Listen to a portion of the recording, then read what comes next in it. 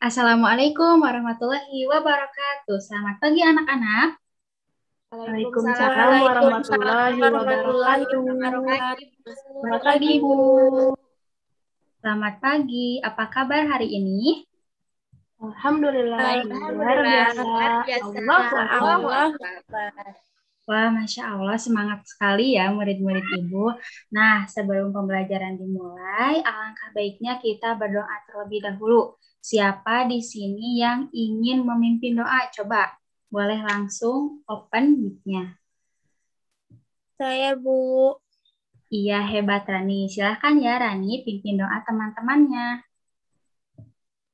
Siap, teman-teman. Sebelum belajar, alangkah baiknya kita berdoa terlebih dahulu. Berdoa dimulai. Berdoa selesai. Terima kasih Rani sudah memimpin doa. Nah, coba sebelum kita belajar, dicek dulu teman-temannya apakah ada yang tidak hadir. Coba dilihat. Hadir semua, Semua, Bu. Bu. Hadir semua, alhamdulillahirrahmanirrahim. Nah, sebelum pembelajaran, untuk menambah rasa nasionalisme dan cinta tanah air, kita akan menyanyikan lagu Indonesia Raya terlebih dahulu. Siap? Siap. Apakah sudah terlihat? Sudah, Bu. Sudah, Baik, Bu. kita nyanyikan bersama-sama ya. Silakan open mic-nya.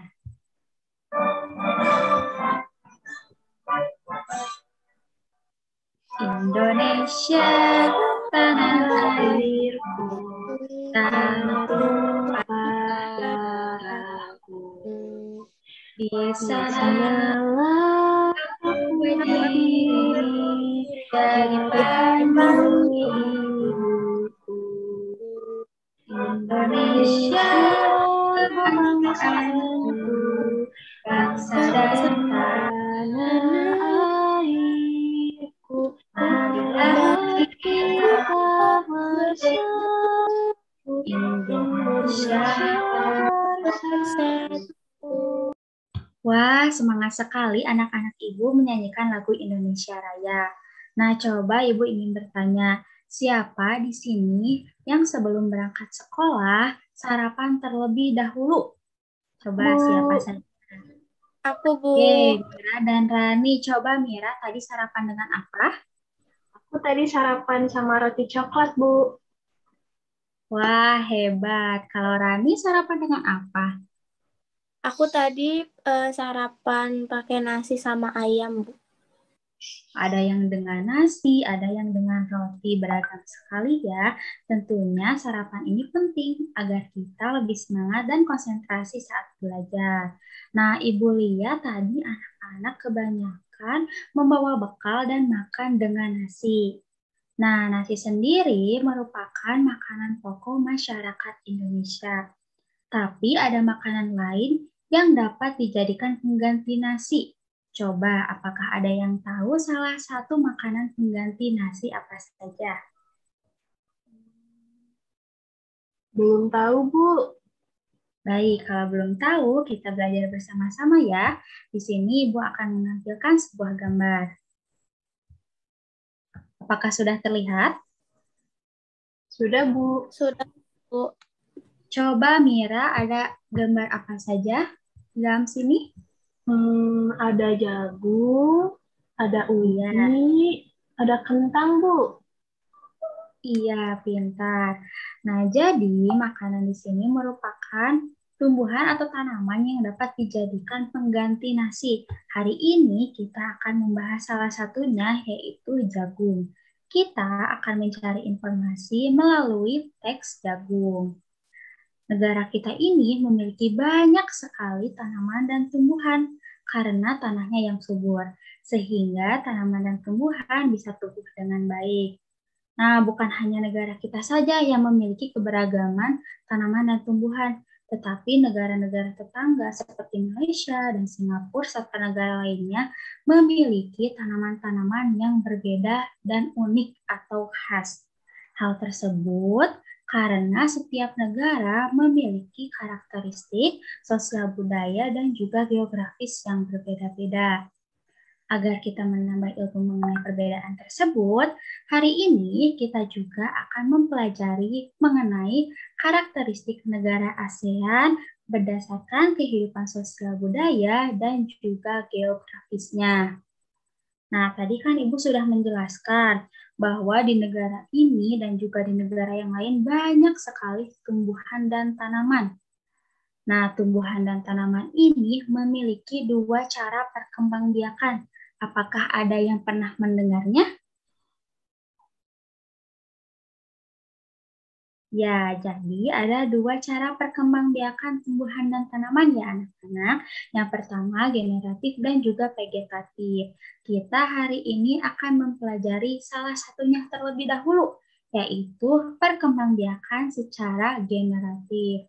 Coba Ibu ingin bertanya, mengapa kita harus mempelajari mengenai jagung, mengenai ASEAN, dan juga mengenai perkembangbiakan generatif?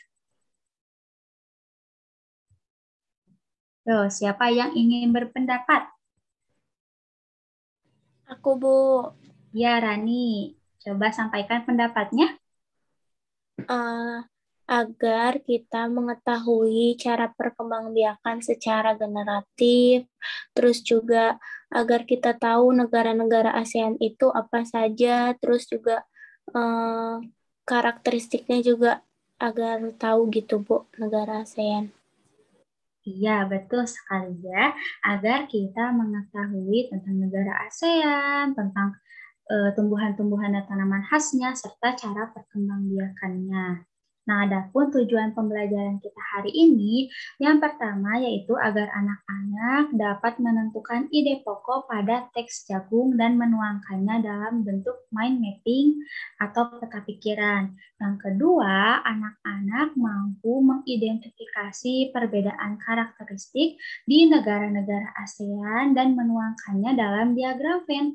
Dan yang ketiga, yaitu anak-anak mampu mengidentifikasi tahapan-tahapan perkembangbiakan tanaman atau tumbuhan secara generatif dan menuangkannya dalam sebuah karya. Nah, pasti sudah tidak sabar untuk belajar ya. Kalau begitu, mari kita mulai pembelajarannya. Nah, suara Ibu terdengar anak-anak? Dengar, Bu. Alhamdulillah. Nah, seperti yang sudah dijelaskan tadi ya, kita hari ini akan belajar banyak hal. Salah satunya mengenai gambar yang telah ditampilkan tadi. Anak-anak sudah melihatnya kan? Ya, Bu. Nah, untuk itu Ibu mohon share screen dulu ya, sebentar ya. Ya, Bu.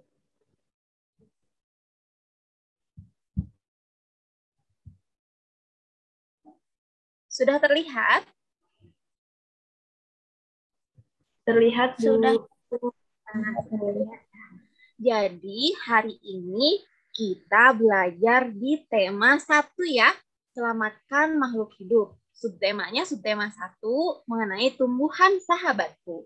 Dan pembelajarannya juga pembelajaran 1, yaitu ada pembelajaran bahasa Indonesia, IPS, dan IPA.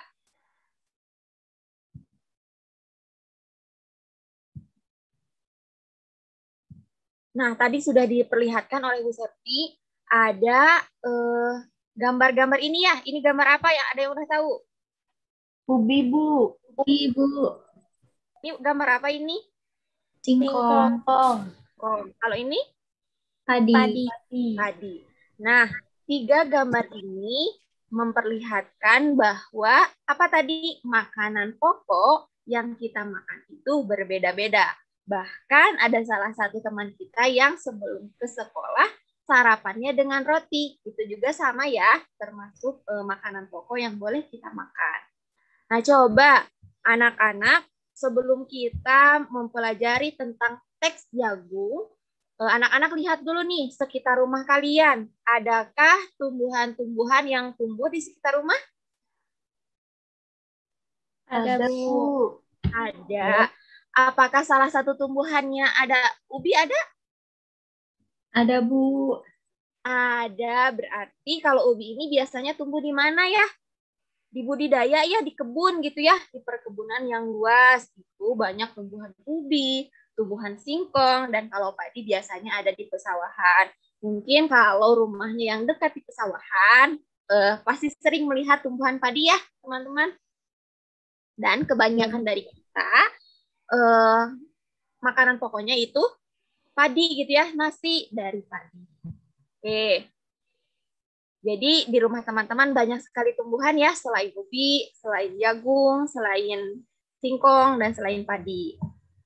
Nah, seperti yang kita janjikan tadi, kita akan membaca bersama-sama mengenai teks jagung. Apa sih yang akan kita baca? Yaitu cara perkembangbiakan dari jagung. Nah, tadi kan ada dijelaskan oleh sebelumnya perkembangbiakan perkembangbiakan tumbuhan itu, ada dua cara, yaitu ada cara generatif dan cara vegetatif. Nah, coba kita lihat jagung ini berkembang biak seperti apa ya? Kita baca bareng-bareng ya.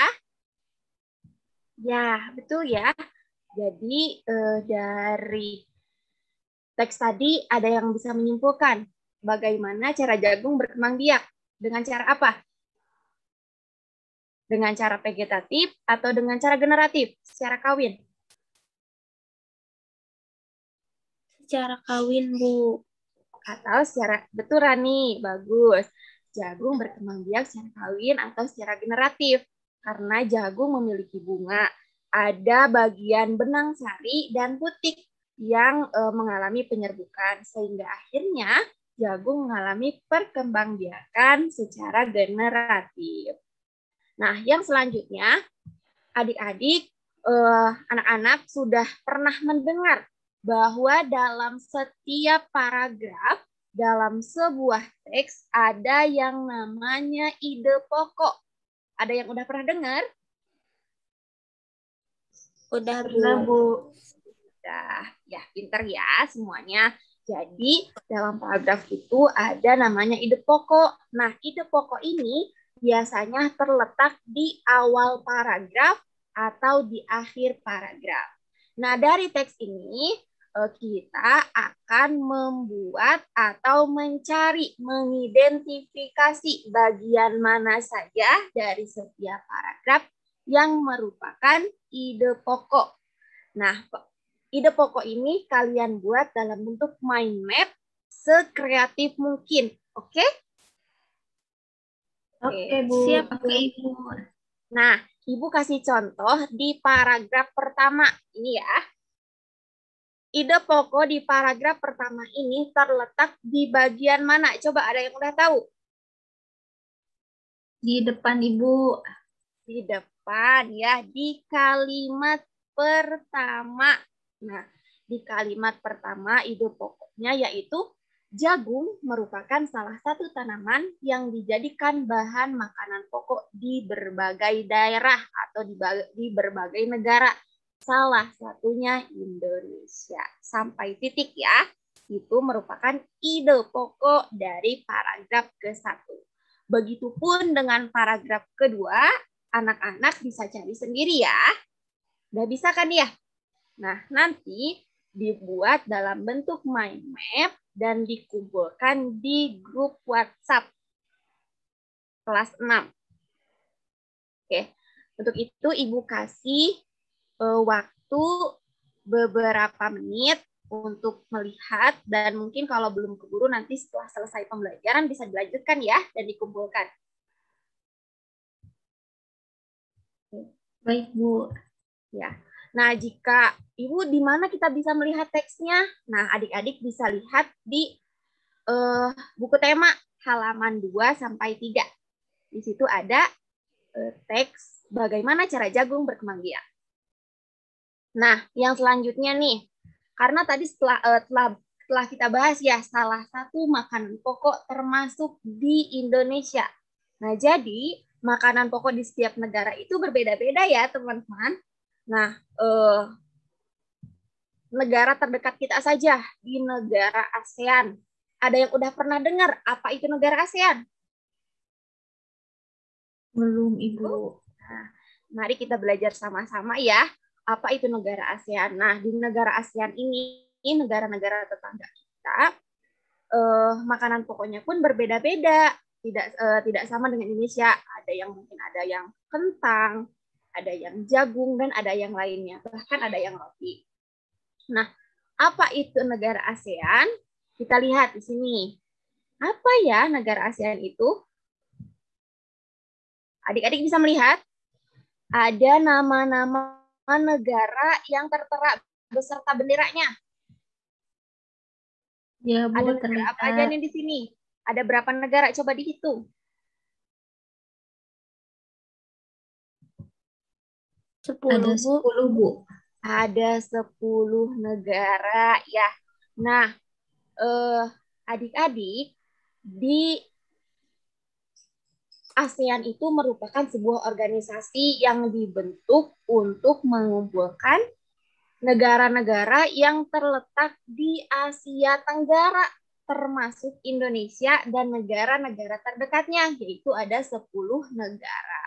Adik-adik untuk menghafalnya, supaya lebih mudah, Ibu ada sebuah video nyanyian tentang negara-negara di ASEAN. Ada yang mau lihat dan mau dengar dan mau ikut nyanyinya? Oh, Bu. Nah, boleh ya, Ibu perlihatkan dulu. Ya, Bu. Ya. Ya, Bu. Nama 10 negara. Pertama, Singapura, Malaysia, Filipina, Thailand, Myanmar, Kamboja, Brunei, Peru, Thailand, dan Vietnam. ya. Itu nama-nama 10 negara yang ada di negara ASEAN. Oke.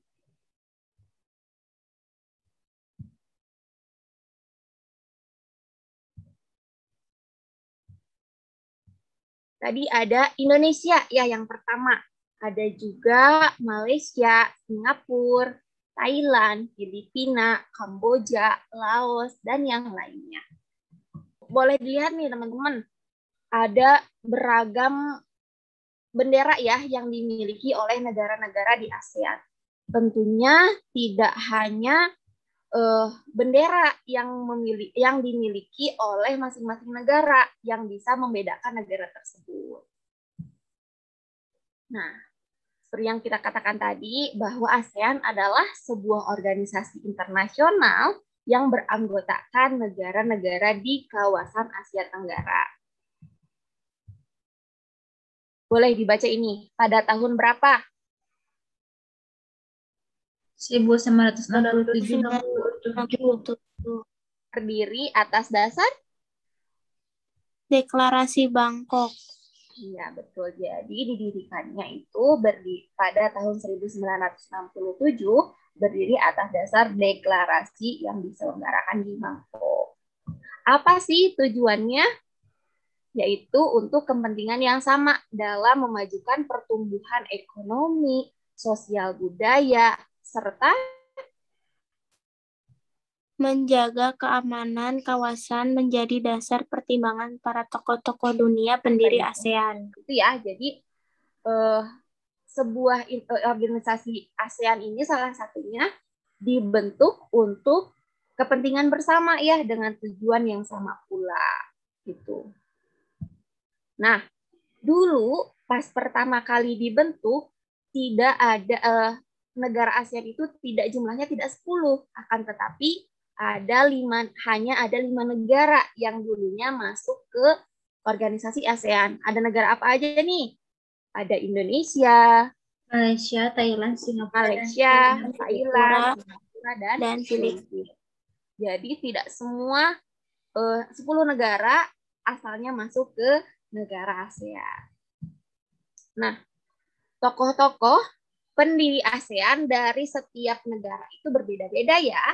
Tadi ada 5 tokoh yang merupakan pendiri negara ASEAN, yaitu dari 5 negara tadi. Contohnya, dari Indonesia ada Adam Malik, dari Malaysia ada Tun Abdul Razak, dan boleh teman-teman baca ada Tanat Khoman, dari Thailand, S. Raja Ratman dari Singapura, dan Narciso Ramos dari Filipina. Berdasarkan urutan waktu bergabungnya negara ASEAN tersebut terdiri dari 5 negara pendiri, yaitu Indonesia, Malaysia, Singapura, Filipina. Nah, yang bergabung pada tanggal 18 Agustus 1967. Nah, yang selanjutnya yang bergabung yaitu ada Brunei Darussalam, yaitu pada 7 Januari 1987. Ada juga disusul oleh Vietnam nih pada tahun 1995. Disusul lagi oleh Myanmar ya pada tahun 1997. Dan disusul lagi oleh Kamboja yang terbaru yaitu di tahun 1999. Dan adik-adik bisa melihat materi ini pada buku halaman 8 sampai halaman 13. Nah, selain tadi ada perbedaan di benderanya, ada perbedaan di sosial budayanya, ya teman-teman, di negara ASEAN, di negara-negara yang ada di ASEAN itu. Ada juga perbedaan bergabungnya ke masuk ke organisasi ASEAN. Ada juga perbedaan yang mungkin teman-teman bisa lihat dan bisa tahu saat teman-teman entah itu searching, entah itu bertanya ke orang tua. Ada perbedaan yaitu di ciri bunga yang khas yang memiliki khasan negara masing-masing. Salah satunya ini, bunga Kamboja. Ada yang udah tahu ini bunga Kamboja dari negara apa? Dari Kamboja bukan, Bu? Iya, seperti nama negaranya sendiri, kalau negara Kamboja ini memiliki bunga yang khas, yaitu bunga Kamboja. Nah, ada satu lagi nih, bunga simpor. Ada yang udah tahu belum? Dari mana? Belum tahu, Bu. Udah tahu, Bu. Belum tahu. Nah, jadi bunga simpor ini merupakan bunga khas atau bunga nasional yang diakui di Brunei Darussalam. Nah, untuk bunga-bunga yang lain, teman-teman bisa mencarinya sendiri ya dari berbagai negara. Nah, untuk itu, untuk mengetahui banyak hal lagi perbedaan yang ada di negara di ASEAN, teman-teman boleh membuatnya, menulisnya dalam buku masing-masing berbentuk diagram Venn, seperti yang udah kita pelajari di pertemuan sebelumnya. Membuat diagram Venn, ya. Ada di dua sisi, di lingkaran kanan dan di lingkaran kiri, yaitu merupakan perbedaan yang signifikan. Dan ada pula satu bagian yang menjadi irisan dari dua bagian yang merupakan persamaan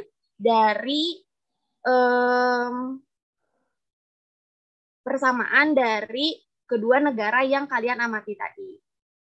Anak-anak sudah bisa memahami? Iya, Bu. Dikumpulinnya di mana, Bu? Nah, nanti kumpulkannya di grup WhatsApp ya. Tapi setelah Ibu kasih waktu beberapa menit, teman-teman bisa salah satu dari kalian untuk mempresentasikan hasil pengamatan terhadap dua negara yang ada di ASEAN. Ada yang siap nggak untuk menampilkannya?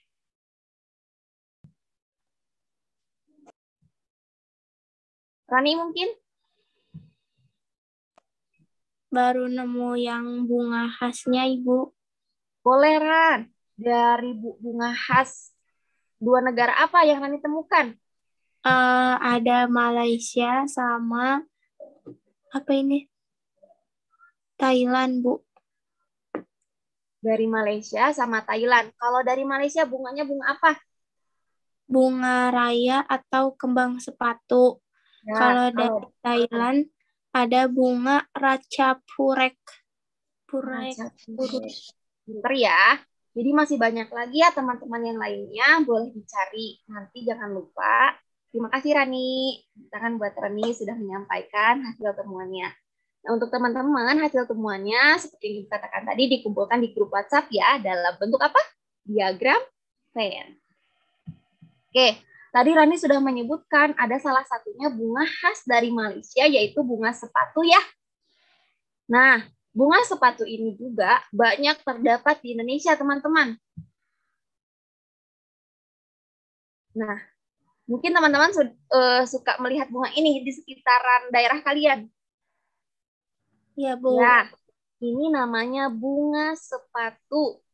Nah, bunga sepatu ini merupakan bunga khas dari Malaysia dan juga banyak terdapat di Indonesia. Dan mungkin ini merupakan bunga nasional di Indonesia ya, karena banyak terdapat di banyak daerah. Nah, bunga sepatu ini yang akan kita bahas mengenai perkembangbiakannya. Seperti tadi jagung. Jagung kan memiliki bunga, perkembangbiakannya secara generatif. Sementara ini juga adalah bunga sepatu. Bunga sepatu juga merupakan bunga yang berkembang biak secara generatif.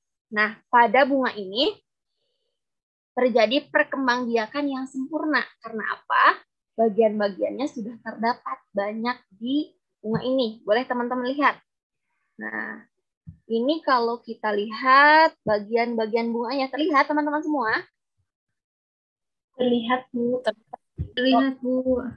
Ada apa ini mahkota ya yang yang lucunya itu yang bagus ya, yang di pinggir-pinggir bunga itu yang berwarna merah atau merah muda.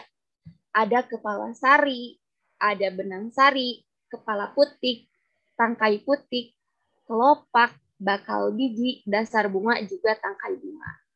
Nah, bagian benang sari ini merupakan apa?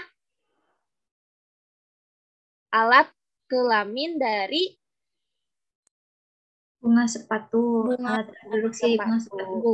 Produksi bunga sepatu. Ada dua ya, ada benang sari, ada juga kepala putik. Nah, saat penyerbukan terjadi perkembangbiakan secara generatif atau secara kawin. Nah, seperti pada bunga sepatu tadi terjadi perkembangbiakan secara generatif, mungkin ini lebih jelasnya apa sih itu perkembangbiakan secara generatif? Nah, bisa kita sebut perkembangbiakan secara generatif ini perkembangbiakan secara kawin, terjadi melalui proses penyerbukan dan pembuahan. Diawali dengan penyerbukan, yaitu melekatnya atau jatuhnya serbuk sari ke kepala putik.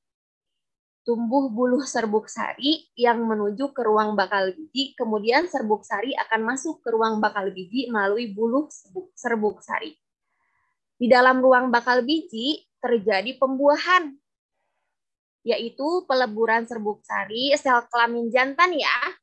Jadi serbuk sari itu yang ada di benang sari nih, teman-teman, ini merupakan sel kelamin jantan yang menghasilkan spermatozoid. Sementara putik ini sel kelamin betina. Dengan kepala putik sel kelamin betina atau sel telur gitu ya. Hasil pembuahan adalah apa ini? Adalah Zigot. Zigot berkembang biak menjadi lembaga. Lembaga berkembang menjadi bakal biji. Lembaga yang berada dalam biji merupakan calon tumbuhan yang baru. Sehingga terjadilah perkembangbiakan secara generatif pada bunga. Nah, apa saja sih selain bunga sepatu yang mengalami perkembangbiakan secara generatif? Nah, boleh teman-teman baca nih di sini ada tumbuhan apa aja? Padi, durian, Jambu. Jambu, ya pintar ya. Boleh teman-teman cari lagi, gali lagi apa saja sih yang mengalami perkembangbiakan secara generatif dari berbagai macam tumbuhan ini. Nah, untuk lebih paham lagi, Ibu ada sebuah video yang menampilkan Sebentar. Sebuah video yang menjelaskan mengenai perkembangbiakan secara generatif. Seperti yang dijelaskan tadi di teks, mungkin lebih jelasnya di sini dan teman-teman bisa menyimak ya. Perkembangbiakan tumbuhan secara generatif. Teman-teman Smart Point, ayo kita cari tahu tentang perkembangbiakan tumbuhan secara generatif. Perkembangbiakan generatif atau secara kawin dilakukan melalui proses penyerbukan dan pembuahan. Penyerbukan adalah peristiwa jatuhnya serbuk sari ke kepala putik. Setelah terjadi penyerbukan, bulu serbuk sari menuju ruang bakal biji. Di ruang bakal biji terjadi pembuahan, yaitu peleburan serbuk sari dengan kepala putik. Hasil pembuahan dinamakan zigot. Zigot berkembang menjadi biji dan bakal buah, kemudian bakal buah menjadi daging dan buah. Contoh tumbuhan yang berkembang biak secara generatif adalah mangga, jambu, rambutan, kedelai, jagung, dan padi. Nah, itu adalah perkembangbiakan tumbuhan secara generatif. Sampai jumpa. Nah, itu anak-anak mengenai perkembangbiakan secara generatif. Ada mudah dipahami?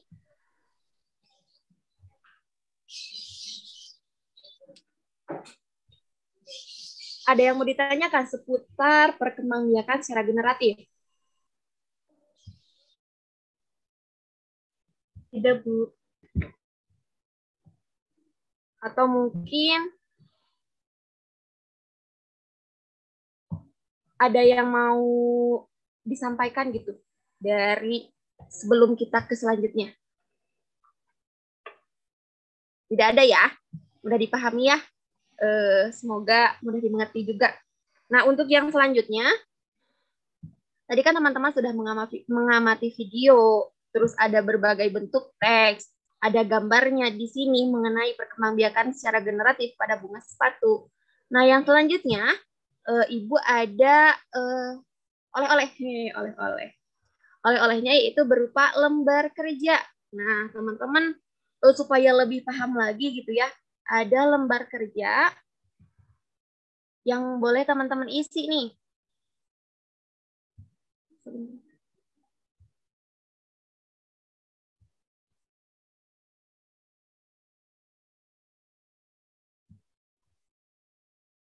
Dan Ibu sudah kirimkan di grup WhatsApp masing-masing ya. Di grup WhatsApp kelas 6. Ada lembar kerja mengenai perkembangbiakan generatif. Nah, di lembar kerja itu boleh dicek dulu nih teman-teman. Di grupnya masing-masing. Sudah ada, Bu. Sudah ada.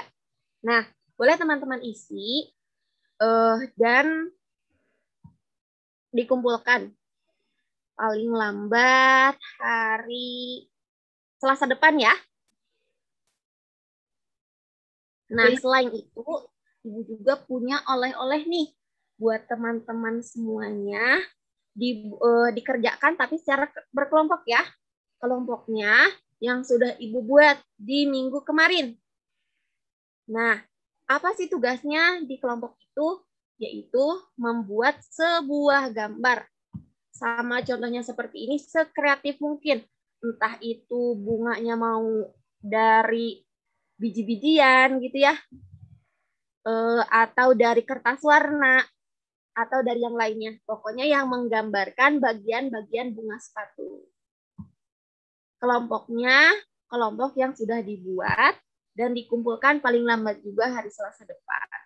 Jadi, tugas hari ini ada berapa tadi? Ada 3 ya. Yang pertama, mengisi atau membuat mind map mengenai ide pokok. Yang kedua, membuat diagram Venn perbedaan negara, kondisi sosial budaya, dan geografis yang ada di ASEAN. Dan yang ketiga yaitu membuat secara berkelompok mengenai bagian-bagian bunga sepatu. Untuk tugas, ada yang mau ditanyakan?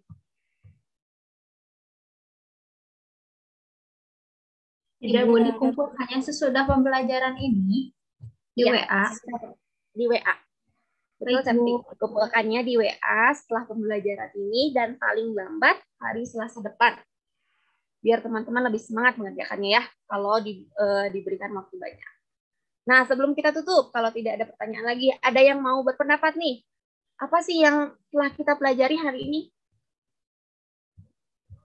Macam-macam bunga di ASEAN, Bu. Macam-macam bunga di ASEAN. Ada lagi yang mau berpendapat? Negara-negara di ASEAN. Negara-negara di ASEAN, pinter. Kalau Rani? Perkembangbiakan secara generatif, Bu. Perkembangbiakan secara generatif pada tumbuhan ya. Nah, mungkin itu saja pembelajaran hari ini. Akan dilanjutkan oleh yang selanjutnya.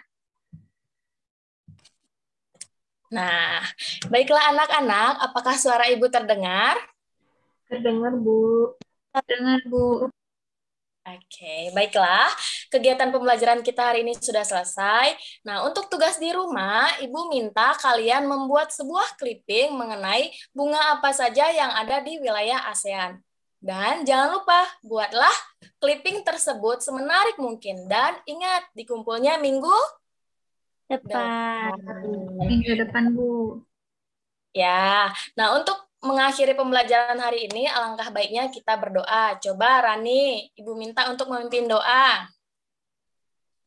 Siap, Bu. Duduk siap.